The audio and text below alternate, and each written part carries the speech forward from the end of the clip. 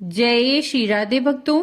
श्रावण मास महात्म्य की कथाओं का हम श्रवण कर रहे थे और अध्याय 2 तक की कथा का हमने श्रवण कर लिया था, जिसमें भगवान शिव ने सनत कुमार जी को श्रावण मास के महात्म्य का संक्षिप्त वर्णन किया, जिसमें उन्होंने श्रावण में आने वाले विभिन्न त्योहारों और उनके देवताओं का नाम बताया। आज हम आपके लिए यहाँ पर लेकर आए हैं अध्याय 3 की कथा। तो चलिए शुरू करते हैं। भगवान शंकर जी के शब्दों को सुनकर सनत कुमार जी बोले, हे भगवान, आपने व्रत समूह का उद्देश्य कहा। हे स्वामी, इससे मेरी तृप्ति नहीं हुई, इसलिए आपसे हाथ जोड़कर निवेदन है कि आप इसे विस्तार पूर्वक एक एक करके कहें। हे देव, आप ऐसा खोलकर समझाएं कि जिसे सुनकर मैं धन्य हो जाऊं, कृतकृत्य हो जाऊं।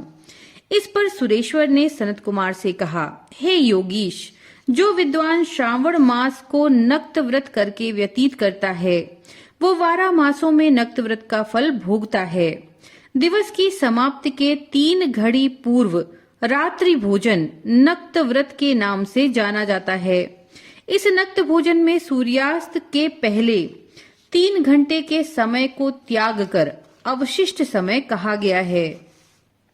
सूर्यास्त के पहले के 3 घंटों को संध्या काल कहा गया। आहार, मैथुन, निद्रा और स्वाध्याय, इन चारों कार्यों को सायंकाल में बिल्कुल नहीं करना चाहिए।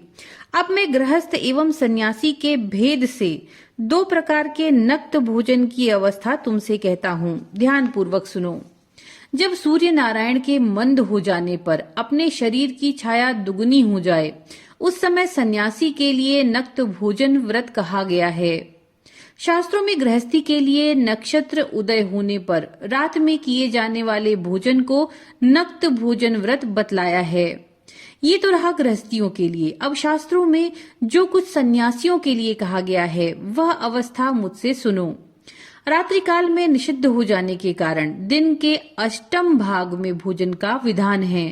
गृहस्थियों को विधि द्वारा रात में नक्त व्रत करना चाहिए। सन्यासी, विधवा और विधुर पुरुष सूर्यास्त के पूर्व भोजन करें। पुत्रवान, आश्रयहीन तथा स्त्री विहीन पुत्रवान विधुर रात्रि में बिल्कुल भोजन न करें, क्योंकि पुत्रवान भी आश्रमी ही होते हैं।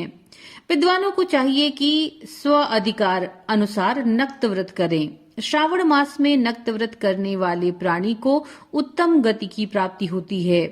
श्रावण मास के आ जाने पर पहले प्रतिपदा तिथि में प्रातः काल यह संकल्प करना चाहिए कि मैं श्रावण मास में 1 मास तक ब्रह्मचर्य व्रत धारण करके प्रतिदिन प्रातः काल स्नान करूंगा, नक्त व्रत, रात्रि शयन और प्राणियों के साथ दया का व्यवहार करूंगा।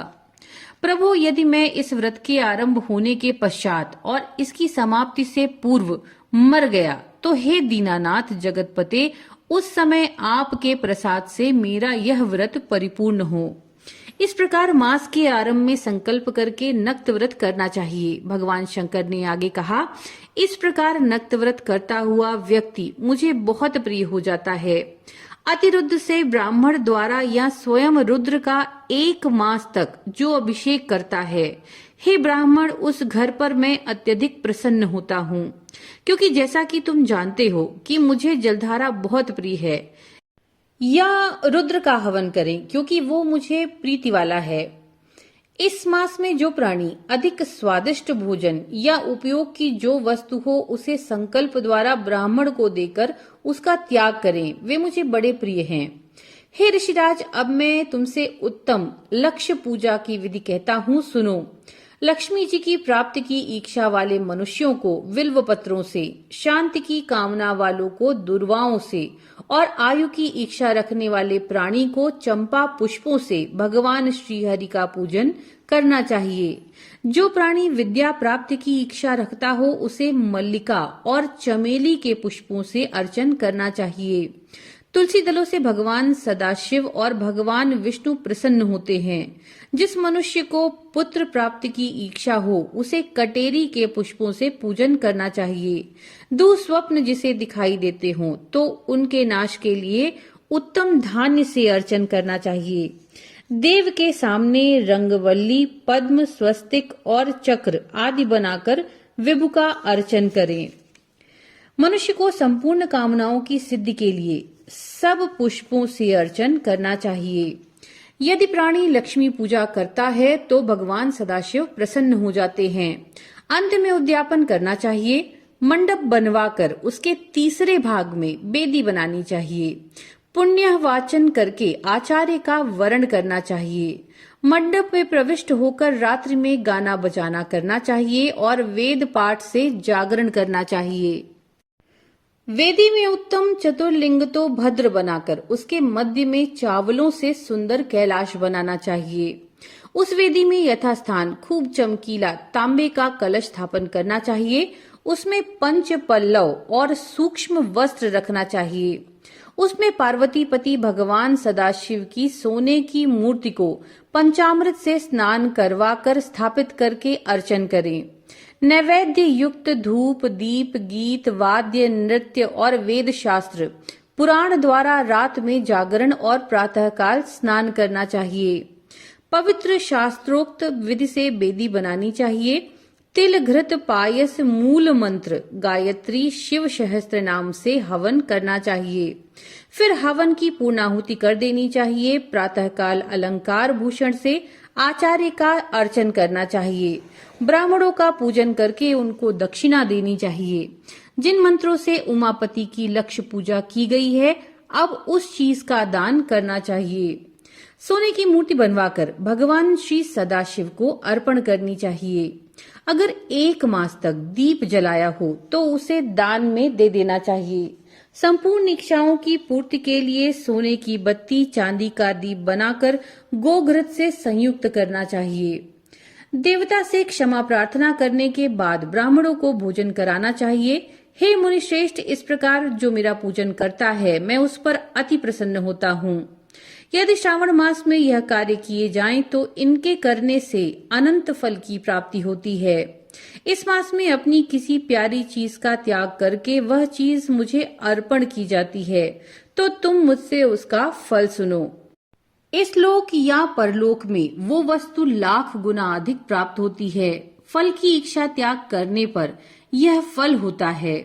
निष्काम करने पर उत्तम गति की प्राप्ति होती है। जो मेरा भक्त रुद्री पाठ करता है वह प्रति अक्षर करोड़ वर्ष तक रुद्रलोक में जाकर निवास करता है।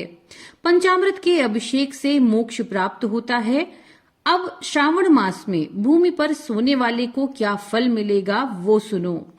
हे योगीश, मूंगे या हाथी दांत की बनी हुई या चंदन की बनी हुई नवरत्न की जड़ी हुई मृदु गरुण चिन्ह से संपन्न कपड़े वाली रुई से भरे हुए गद्दे युक्त रमणीक झालरदार तकियों से संपन्न शैया उसको प्राप्त होगी। वह शैया उसे सुंदर स्त्री अन्न रत्नों से विभूषित मिलती है। इस श्रावण मास में जो ब्रह्मचर्य से रहता है उसका वीर्य अधिक पुष्ट होता है। तेजस्विता, बल, शरीर दृढ़ता और धर्म कार्य में समस्त उपकारी वस्तुएं उसको सहज ही प्राप्त हो जाती हैं। उसे ब्रह्म की प्राप्ति भी हो जाती है।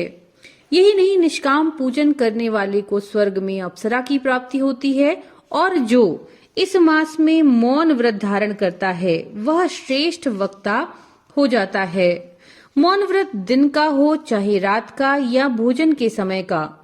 मौन व्रत में यदि प्राणी घंटा तथा पुस्तकें दान करे तो उसको सब शास्त्रों की जानकारी अपने आप प्राप्त हो जाती है।